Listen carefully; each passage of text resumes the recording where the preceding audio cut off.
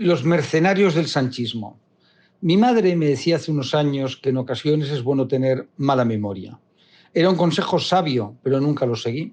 Estos días recuerdo lo que decían los mercenarios mediáticos y políticos del sanchismo contra Rajoy y su gobierno.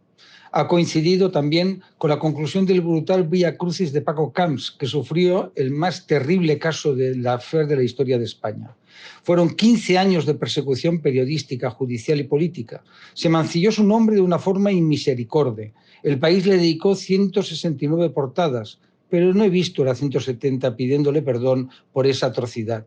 Es la superioridad moral de una determinada izquierda que es inmoral y su único escrúpulo es ser capaz de servir con diligencia y eficacia a su amo. La única culpa de Camps era ser del PP y, sobre todo, haber derrotado al PSOE. Había que destruirlo, no solo políticamente, sino personalmente. En total han sido 10 absoluciones. Eso sí es lawfare, utilizando la terminología de la izquierda populista iberoamericana que ha abrazado Pedro Sánchez con el fervor del converso. A Feijóo le corresponde ahora recuperar a Camps, porque es el ejemplo de un político eficaz, coherente e intachable. La fuerza del sanchismo es la falta de empatía de su líder, así como contar con unos mercenarios que son más eficaces que los famosos gesianos que contrató el Reino Unido para luchar contra los rebeldes coloniales en la Guerra de Independencia. Eran muy respetados por su disciplina, valor y eficacia en el campo de batalla. Esos auxiliares, como legalmente eran conocidos, eran una fuente de ingresos muy importante para muchos estados alemanes pequeños y relativamente pobres.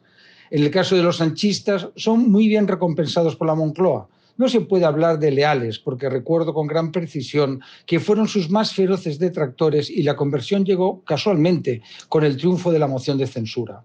No me refiero solo a los medios de comunicación y los periodistas que defienden a Sánchez, su mujer, sus cesiones y la amnistía, sino a los políticos socialistas que actúan como robots sin alma o principios.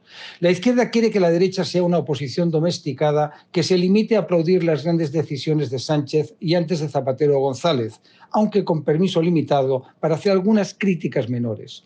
Es cierto que a todos los mercenarios de la prensa y la cultura les va muy bien cuando gobierna el PP. Es la consecuencia del complejo de una derecha que le preocupa que le digan que es de derechas. Por eso resulta tan eficaz la estrategia de estigmatización del PP y la apelación a esa internacional ultraderechista que se ha inventado Sánchez.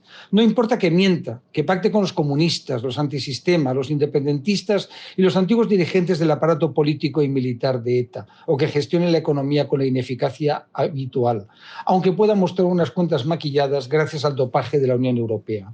No importa el escándalo de Koldo y sus amigotes, que Ábalos se haya pasado al grupo mixto, o los líos de Begoña Gómez, porque los mercenarios del sanchismo están en la trinchera dispuestos a defender a su líder. No les importa que la amnistía sea inconstitucional y que los independentistas emerjan como los ganadores del relato. No les importa que la falta de transparencia, el uso y abuso de los medios públicos al servicio de los intereses personales de Sánchez.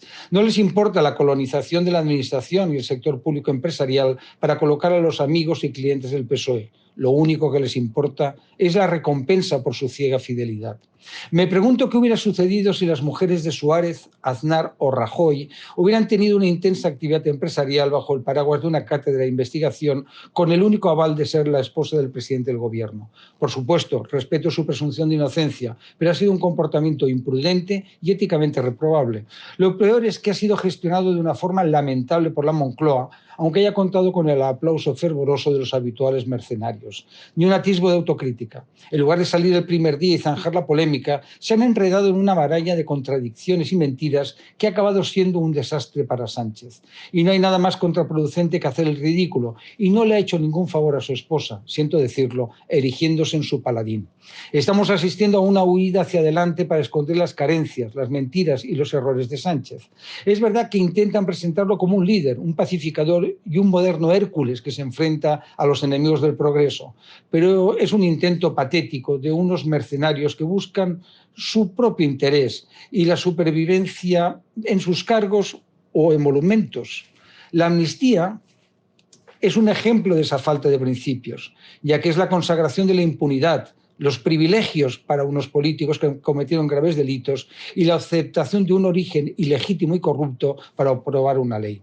Todos sabemos qué hubiera sucedido con un presidente del gobierno del PP.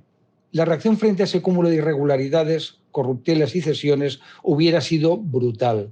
En cambio, tenemos que escuchar o leer a los mercenarios defender lo indefendible e incluso dar lecciones sobre progresismo, radicalidad y liderazgo.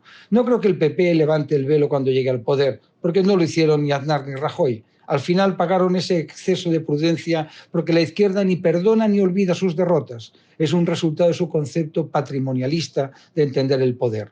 Los mercenarios se juegan mucho y no pueden permitir que Sánchez abandone la Moncloa. Por ello, le defenderán sin importarle la corrupción y las mentiras.